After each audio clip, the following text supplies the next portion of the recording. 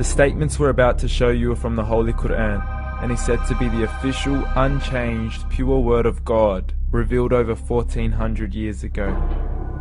Claiming to be the word of God is a heavy statement, and without proof, or if a single contradiction is found within the book, the apparent word of God will be proven false. So without further ado, let's put the book to the test.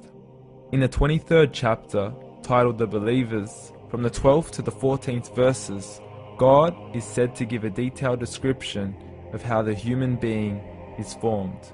It begins by saying, "We then placed him as a sperm drop in a place of settlement, firmly fixed. Then we made the drop into a alaqa." We will translate this word very soon.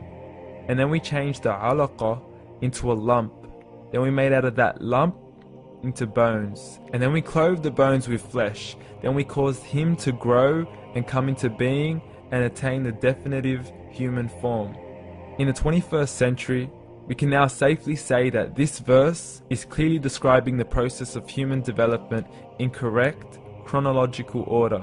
However, what we should be paying attention to in particular is the second stage, referring to the development of the embryo. The specific word used to describe the embryo in this verse is the word alaqa.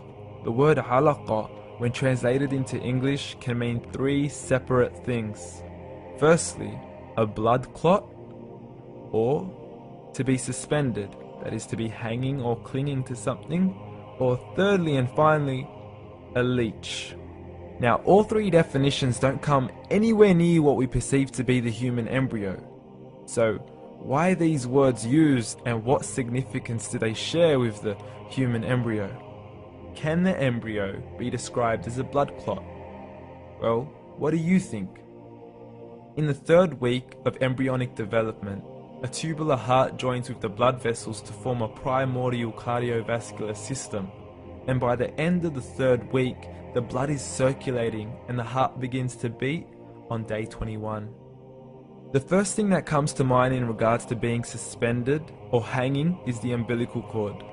But we can't use that example because we are simply referring to step 2, before the baby has even formed. But we now know today that the umbilical cord is formed from the connecting stalk. And the connecting stalk is formed as soon as the embryo is formed. The embryo's connecting stalk has even been described by John Allen and Beverly Kramer as an object to suspend the developing embryo in the extra-embryonic column. So an embryo is suspended and does have a strong resemblance with a blood clot. What on earth would an embryo have to do with a leech? Figure A shows the structure of an embryo at 25 days.